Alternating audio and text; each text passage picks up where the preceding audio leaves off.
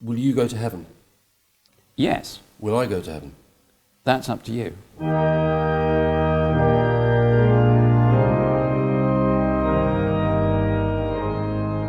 So, Archbishop, thank you for having me. It's a pleasure.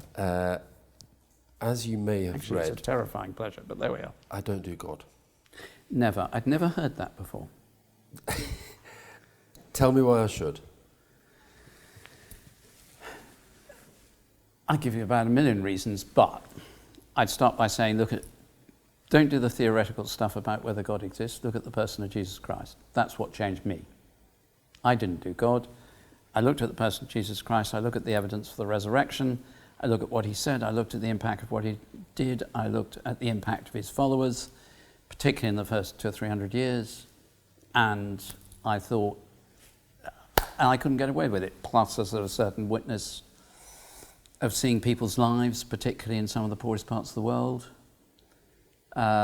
Generosity, hospitality, But love. I can be hospitable. I can be generous. Yeah, absolutely. I can try to strive We to be a weren't good saying person. about whether being a Christian makes you good. You were asking me about why you should do God. Right, so I'd what say does, the what does evidence doing of God mean? If I did God, what would that mean? If you do God, it means you become, in the category we're talking about at the moment, you can do God in any kind of way, with more or less validity. I mean, you could become a Jedi for all I know. But in Christian terms, it means opening your life to the presence of Christ by his Spirit. And why? And there's a mystical element to that.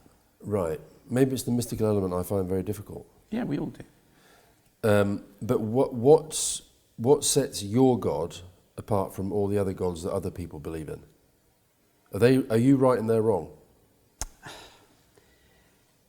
What sets being a Christian apart is the reality of Jesus Christ. It's God becoming human, living a human life, being fully human and fully God, dying completely, rising from the dead, being present with us now. And you believe that absolutely? Yes.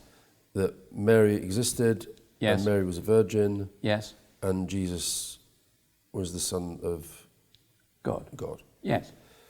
And Are you surprised? that you believe it? Yeah. I'm surprised, yeah, I am, because I can't believe it. I'm not surprised you believe it, because you're the Archbishop of Canterbury. Yeah, quite.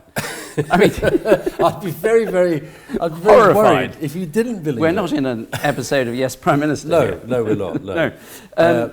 But I find it very hard. I find it very hard, quite regularly, and you'll find, if you look at the Psalms, look at Psalm 44 if you want a cross psalm. Okay. Where someone is really struggling to deal with God. Look at Psalm 49 where they're saying, look, God, the rich seem to do very well, and you don't seem to be doing very well by me, so why should I trust you? Lots of people can say that now. And that is the most profound issue which anyone faces with any kind of religious faith is where's God? Right. In the bad places. My sister, by the way, who you'll be pleased to know, does do God. And she sent me a message yesterday on my birthday, and thank you for my card. She said, give him my love. That's very nice. Tell him I read Romans 8 this morning. Oh, Get yeah. him to explain what it means, because it will be the best birthday present you've ever had. You want a sermon on Romans 8? Well, just brief. In 30 seconds? Just tweet. A tweet. Romans 8 begins with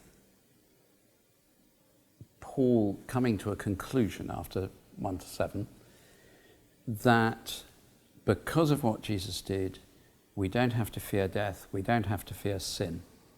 We can trust God, and in God we find complete freedom. Right. That's the essential part. And he goes on. Remember, he was writing in the first century. He'd had an unbelievably tough life. So this isn't someone who's sitting in an ivory tower in comfort. And the great verse, which is for me in Romans 8, is Romans 8:28, which is in all things God works for the good of those who love him, who walk according to his purposes. And Does that mean he doesn't work for those who don't? No, it doesn't say that. That's other bits of the Bible. Okay. So God does me, even if I don't do God. That's very well put. That is a tweet. But does he? Yes, of course he does. And how does he do me? Because he knows you, he loves you, he wants you to know. I mean, the point about being a Christian is not a witness to a bunch of rules about things we must and mustn't do. It's a witness to the love of Jesus Christ, who reaches out and wants us to know his love and to follow him with the assurance of his love. But how do I reconcile the fact that Salman Abedi, who's just killed all those kids in Manchester, has had his God and believed in that God as intensely as you and my sister believe in your God? You will have met a bunch of people who believed in a bunch of bizarre things and a bunch of people who believed in a bunch of good things. You told me earlier you'd met Nelson Mandela. Like you, I'd love to have met him. Do you say that because there were people in South Africa who believed in apartheid, then therefore someone who believed in the opposite of apartheid is wrong? Because strong beliefs, you can't believe, if one person believes one thing, that means all belief is wrong. It's just no, nonsense. I'm not saying that at all. I just say Salman Abedi is wrong. He's deeply, deeply all right, wrong. He's wrong. He's wrong, and he's all right, deeply he's wrong, evil. But what about somebody? He's wrong and he's evil. But what about somebody who believes in the God that he believed in, and actually is a good person, doesn't do evil things? Why is their God different to your God? Because they believe different things about him. But why are they wrong and you're right? Because as a Christian, I believe that God is revealed in Jesus Christ in human form, and that's definitive revelation. They believe something different. We'll find out after we're dead. You believe that as well? Yeah. So, will you go to heaven? Yes. Will I go to heaven? That's up to you. So I won't go to heaven. It's not about whether you're good or bad. It's about whether I believe or not. It's about whether, when you face God, you say, you've got to accept me because I've always done the right thing and I'm a good kind of person and I never swore and I never got cross with Well, none of him. that is true. Exactly. Or whether you say, look, in the words of the old hymn, nothing in my hands I bring, simply to your cross I cling. In other words, you don't depend on yourself, you throw yourself on the mercy of God. The person who stands autonomously, who says, I'm okay because I'm okay and I don't need anything else, is kidding themselves. First rule of the 12 steps, by the way, is kidding themselves. Mm-hmm. The person who, when they face God, throws themselves on the mercy of God, puts themselves in the hands of absolute love. But if I'd been born in Yemen and raised by a God-fearing Muslim family, yeah, and that's my life, and that's my background, and that's my culture. You're likely to be a God-fearing Muslim. Right, but going back to the book not of your God. I'm not going to be going back to the God. epistle to the Romans. It's not like getting into a club where you have to fill out the forms right. Going back to the epistle. But so do you have to have do I have to have a kind of revelation somewhere? There's an element of revelation in it. But and how does it happen? How's it going to happen? By the Holy Spirit of God warming, to use the phrase that Wesley used, warming your heart, by you being willing to take the divine, what has been described as the divine, by Pascal, as the divine wager on the existence of God. Right. Do you think we're helped by... I mean, I sort of feel conflicted in that my parents certainly weren't evangelical, but we went to church every Sunday and they taught us to believe in God. I don't do tribes. No, I know, but I just find the kind of... I have intellectual difficulty in accepting any of it. And so do most of us. So you still have that?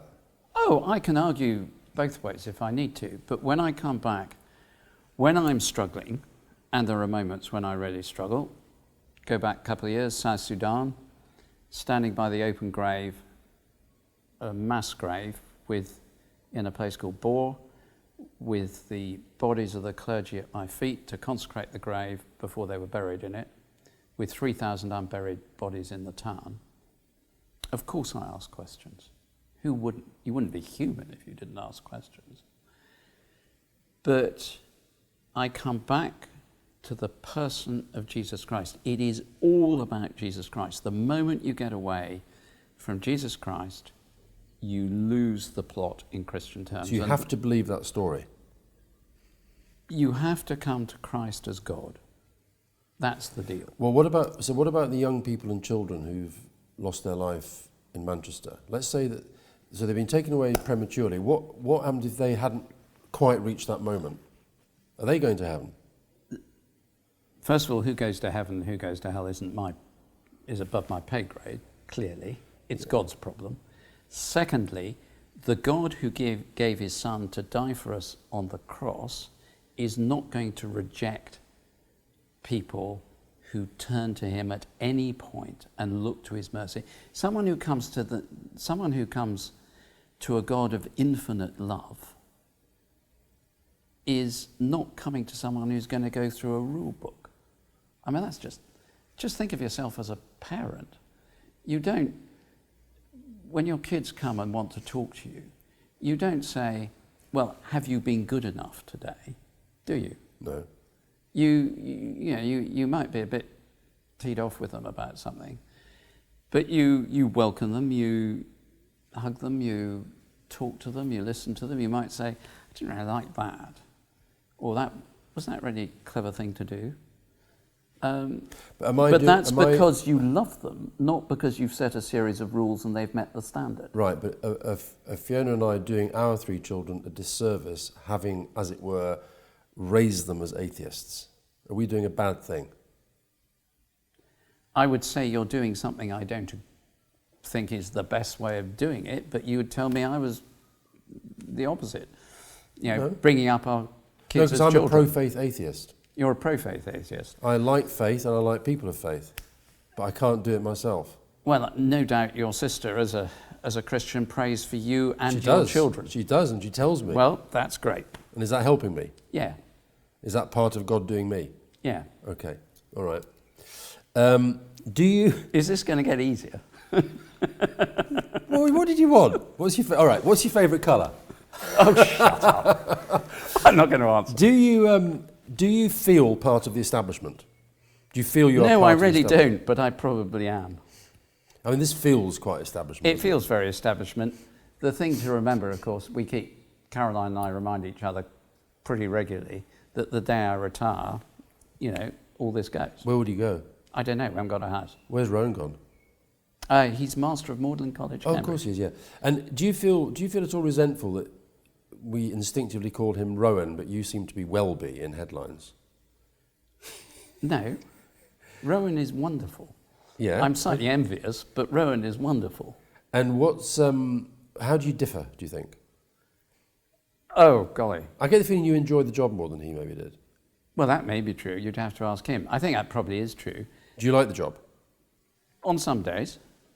Do you enjoy the establishment part of it? The sort of the status, the figure, who you are? No, I don't. No, that doesn't press my buttons. What I enjoy is the opportunity to deal with people and to deal with everyone at any kind of background and to have a real opening to talk to people. Can I ask you a really strange question?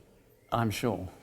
I don't know why I thought of this, but do you lose sleep at all about thinking that you might have to preside over the Queen's funeral? Do you think I don't lose sleep, and I do hope that I don't have to. I think... But do you think about the enormity of that? Yeah. Oh, who wouldn't? Of course Yeah. I think about the enormity of it. But you think about, actually, if you're sensible, I mean, it's enormous because it'll be whoever does it, and God willing it'll be someone after me, it's an enormously public occasion. But I was a parish priest for 10 years. Every funeral, you think about the enormity of it. And when you go into church, or to the cram, if they haven't gone into church, or to the graveside, and you're looking at the coffin, and you're looking at the mourners, you are really conscious of the weight. But the Queen is very, very different to all of us. And it is going to be one of the most extraordinary events of our lifetime. And if you are still here, you're going to be a very big part of that. It will be... The Queen isn't... I really don't want to get into the details of that because it's not something you talk about, but the Queen is the most extraordinary person. I think one of the most... Well, certainly I would put it, one of the most extraordinary people I've ever met in every possible way. and it will be, when it eventually happens, as it does to all of us, the most extraordinary historic moment. And just how powerful do you feel? Do you feel powerful at all? No. I think one of the biggest mistakes people make in this job is they come in thinking there's a bunch of levers they can pull and things will happen. Do you have no levers at all? I haven't discovered any yet, and I haven't Right. looked very hard because I know they're not there. And how do you... It's influence. Right. And it's politics. And It's so you are a political figure? Not just because of being in the Lords? No, not party political. But no, but you're a political figure. You've got to act politically in the sense of working with people, forming, enabling views to be formed, but not always dictating, listening carefully, adjusting what you're doing. I mean, all the stuff you did. Yeah.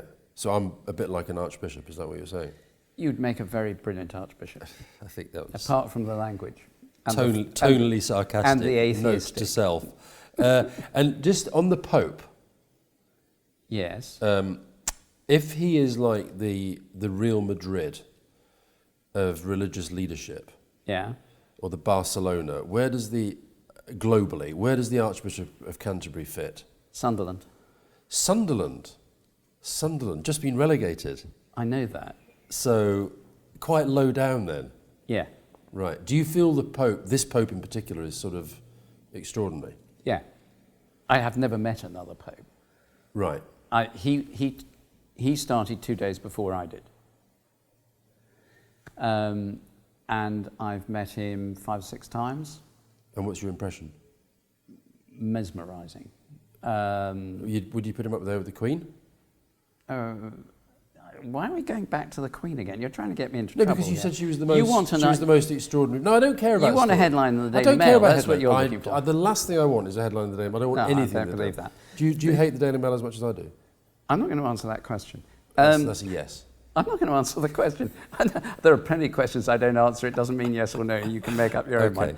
The Pope is, yes, he's similar. It's that extraordinary presence, authority, insight, experience. Which isn't just the position. It's who he is. it's deeply within him. Yeah.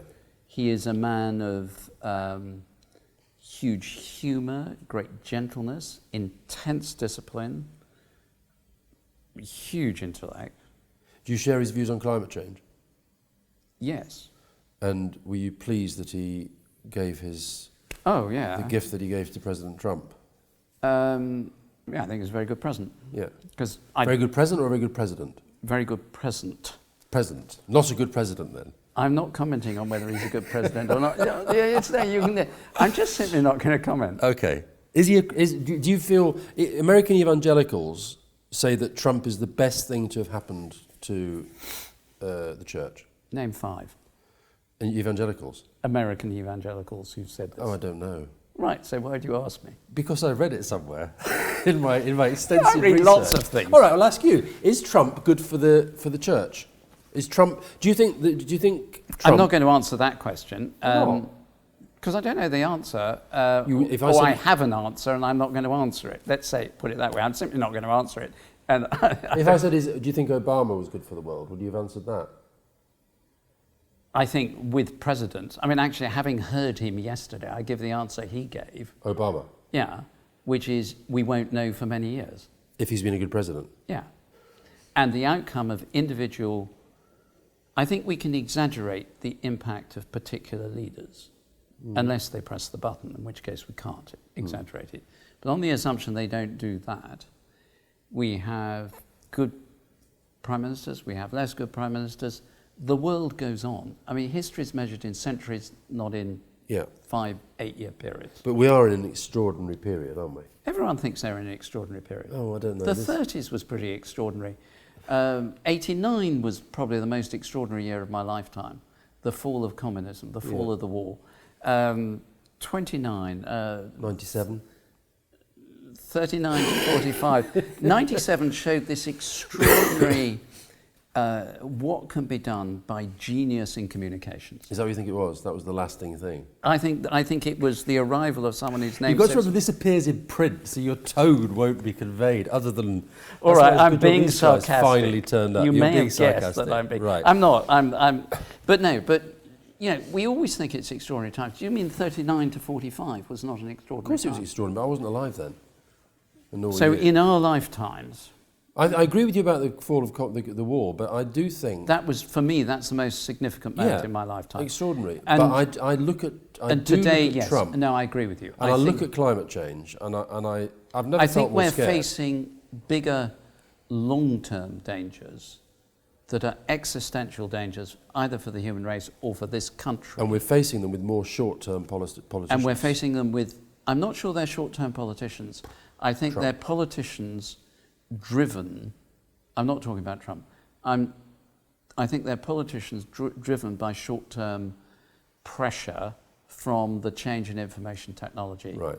which gives you information without relationship and gives you no time to respond. Exactly what Al Gore said last week. Oh, I didn't know that. Yeah. And what about the wall? The Pope was very clear that the wall, the concept of the wall, was not a Christian act. I said that on Wednesday in front of the Reichstag, so I can scarcely... That's a rather bad resonance, if I may No, say. it doesn't. Not nowadays, it doesn't. We were standing next to where the Berlin Wall had been, Yeah. and I said, we build bridges, not walls. Yeah. So I thought I was being original, and I discovered I wasn't. It's very annoying. no, it's quite common. It's quite cliche, An really, old isn't it? soundbite, that one. Yeah, it's an old soundbite. And if I'm just catching presumably, up. because you're part of the establishment, though, if this state visit goes ahead, you'll be part of that, and you'll have to probably exchange a few words with President Trump. Donald. Yeah, What would you say, don't know. roughly? Haven't worked it out yet. If he was here now, what would you say to him? I'd ask him how he was. Right. I try and deal with people as human beings. Once the small talk was done. I suspect he would finish the interview rather before the small talk was done. Okay. No, listen, you come on. When you were in Number 10, you met some wonderful people, and I suspect you met some really bad people. Yeah. My job involves meeting wonderful people and less wonderful people and really bad people. I'm not going to tell you who I'm thinking of. Okay. But I've met people who've been involved in mass murder Yeah. because that's part of the job. The Pope met President Trump. That's part of what he does when he was challenged about it. Every human being is of infinite value and profound dignity, and we treat people that way. And we may disagree with them, we may want to say things about them, but you treat people with the dignity Okay. of being a human being, and you treat the Okay. President of the United States with the respect due to the office, even if you don't agree with the person. Well, but it's very hard when he treats the office in the way that he treats it. But the office We saw is some the of that office. yesterday. The office is the office. Yeah, and that's This- what now when you allows him meet to the get away President of the with United things. States, you're meeting the people of the United States for whom I respect and have a great affection. Right. Okay.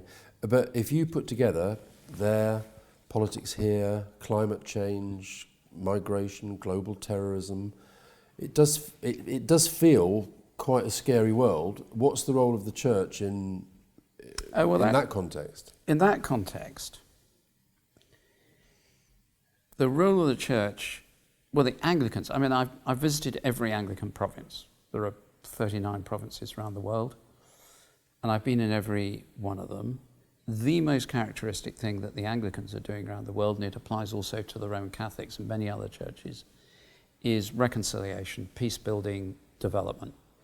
My wife goes to provinces and meets the bishops' wives, and the characteristic she finds is people working unbelievably hard under immense pressure, often under persecution or in war, to save life, to build bridges, to bring people together. That's what the church is doing, and to do it as a witness to the love of Jesus Christ. Okay. And that's what we do.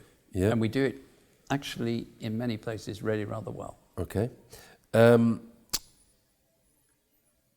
Let's just make it really easy now. Is gay sex sinful? Do you know, we've done religion, we've done politics. Why am I surprised that you've brought in sex? Because I feel sorry for Tim Farron, I feel sorry for who Tim keeps Farron. being asked this question. He's the only one who does, so I'm asking you.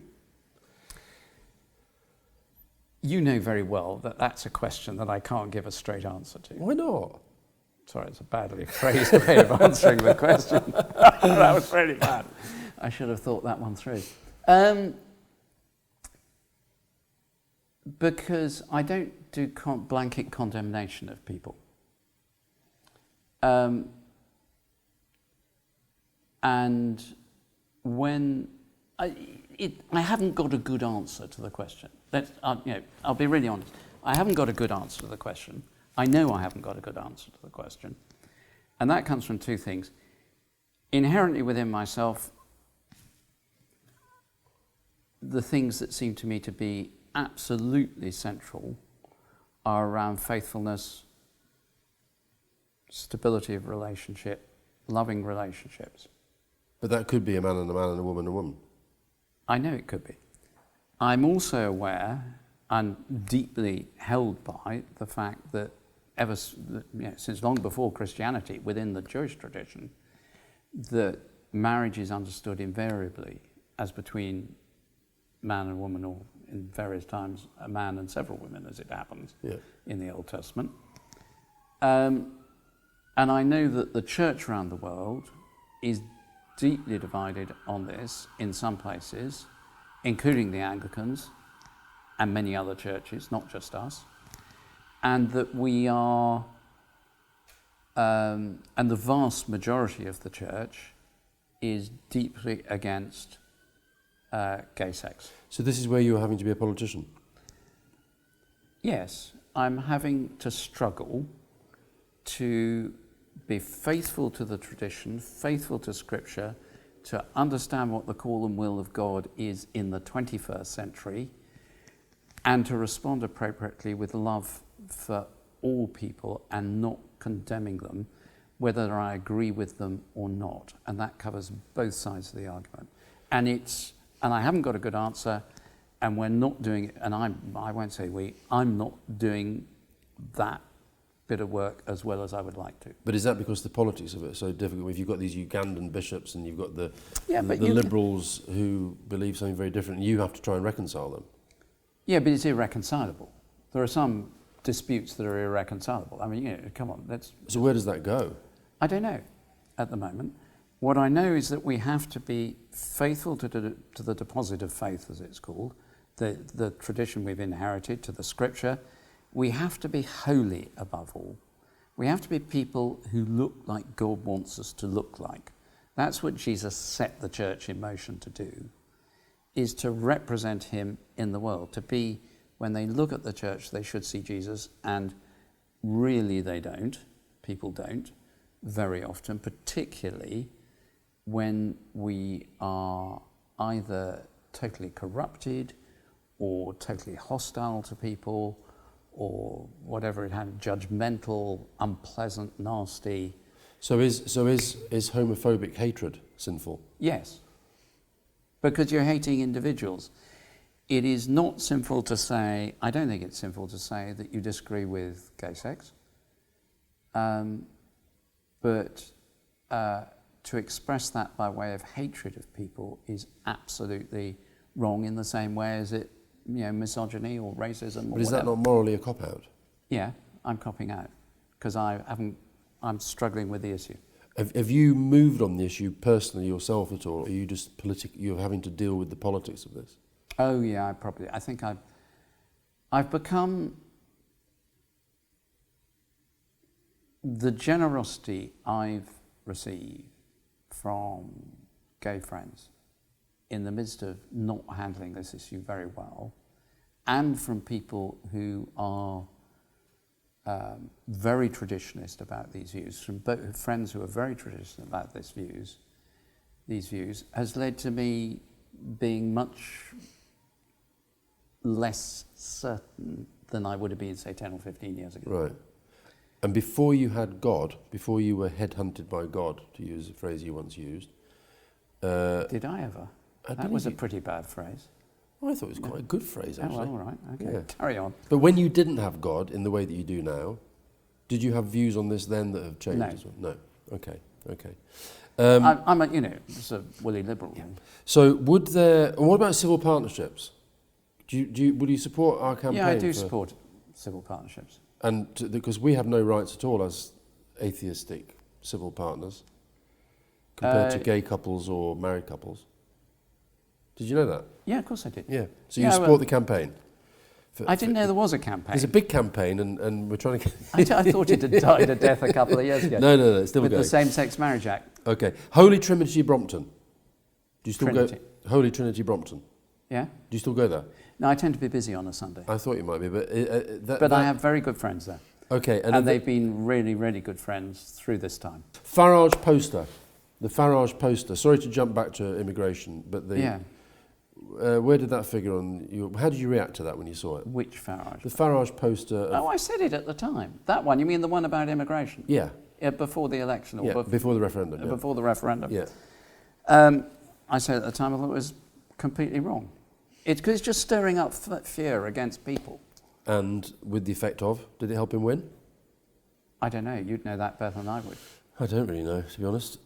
Your childhood, in a word. Pretty mixed up. That's 3 words. Yeah, 2 if you put a hyphen with the mixed and the up.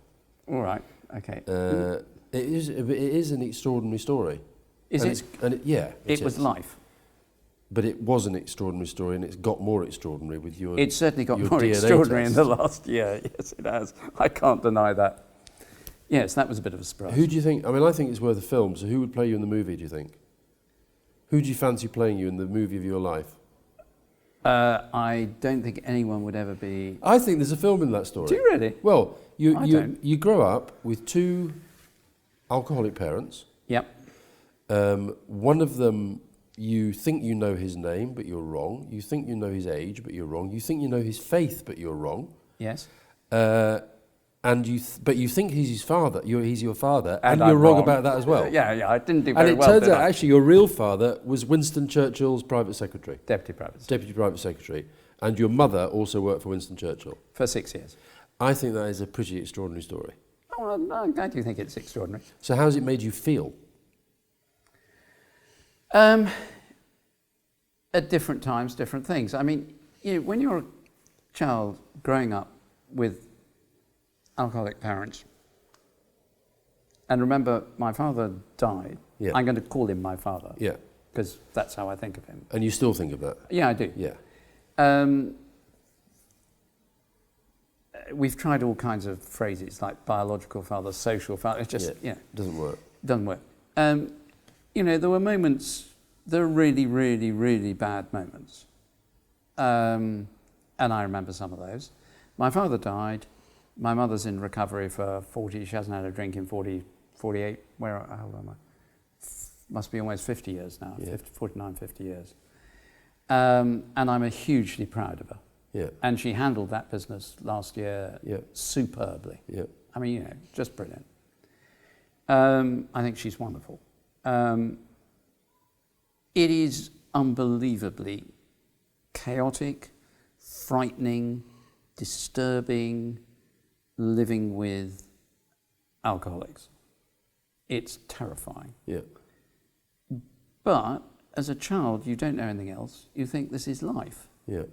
And you sometimes go and stay with friends and you think, it's a better kind of life. And other times, and at the same time, you're conflicted because you love them. And you just wish they weren't like that. Yeah. How does it make you feel? Everything. I mean, just immensely responsible sometimes, terrified, hopeful. I daydreamed a lot. I escaped by daydreaming. You created your own reality. An alternative reality in which life was different. Mm. And how do you think it's made you as a parent? Because you've had your own big struggles as a parent. Yeah, we have. We have.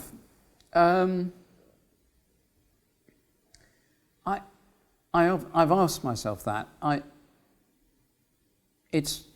I suspect it's made me angry with myself when I don't live up to what I'd like to be as a parent. Does this job make that difficult? Funnily enough, no, because the kids are so supportive. Right. And honest and amazing. Are they all Christians? Yes, they are. They are.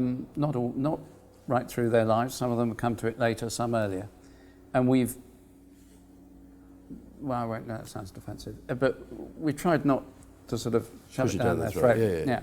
And said, you've got to make up your own mind. Your faith, it can't be our faith that you live off. You've got to live off your own faith. Yeah. But in your father's psychological, and both your parents' psychological issues, and then you had your own breakdown, and Catherine, who's been extraordinary. Open. When did I have a breakdown? I thought you had a breakdown in your 20s. No. Oh, I thought you did. Not that I'm aware of. Did I? Oh. No, I don't think I did. Okay, I read that. Oh, well, it's amazing what you read in the papers. Okay, right, well, that's good. That's another piece of No, research. we did lose a child. I know you lost a child, after which you found God. No, it was long before that. Oh, you found God before? Oh, yeah. Okay. 6, 7, 8, 9 years before that. What are you looking at me like that for? Because you just asked a really surprising question. Okay. But your own father's issues and your daughter, who's been incredibly open about her chronic Catherine, depression. she's been brilliant. But do you get depression? Do you get depressed? It's funny you ask Or that. do you feel you have any kind of psychological? Yeah, I think if you'd asked me a year ago, I'd have said no. And if you'd asked me 10 years ago, I'd have said absolutely not.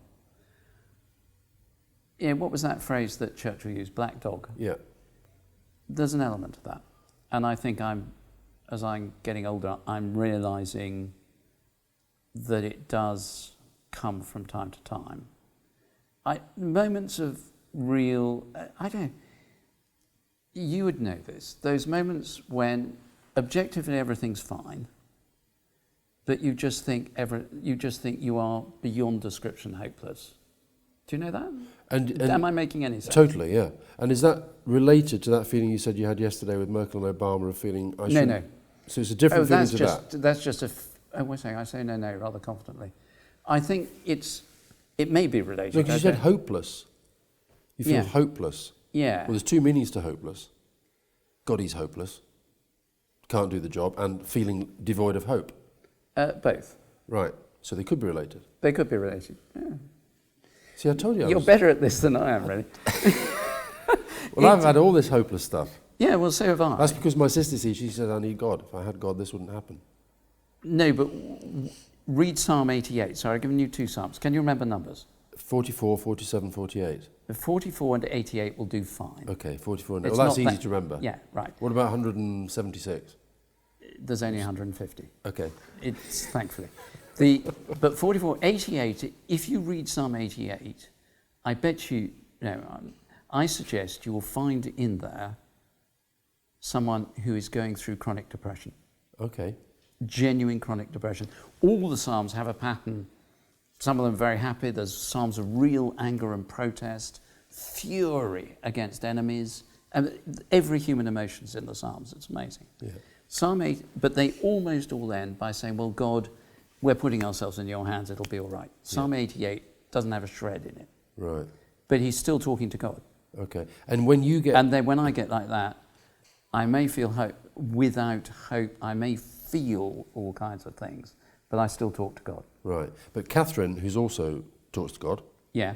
But has also, presumably has medication, therapy. You've never done that?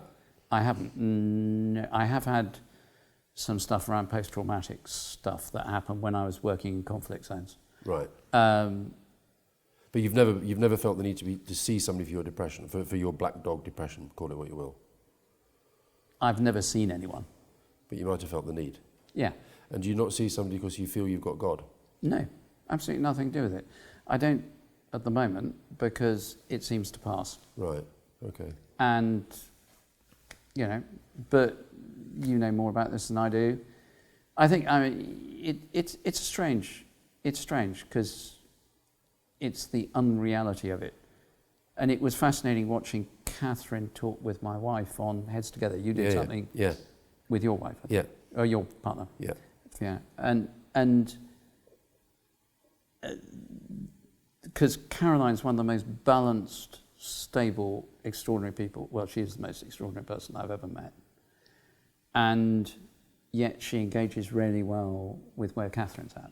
Right. So your wife isn't a depressive?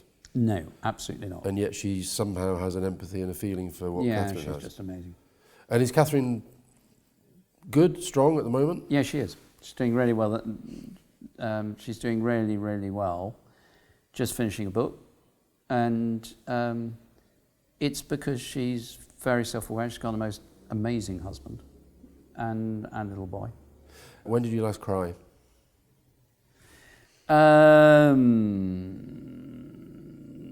Tuesday or Wednesday, I can't remember. Wednesday.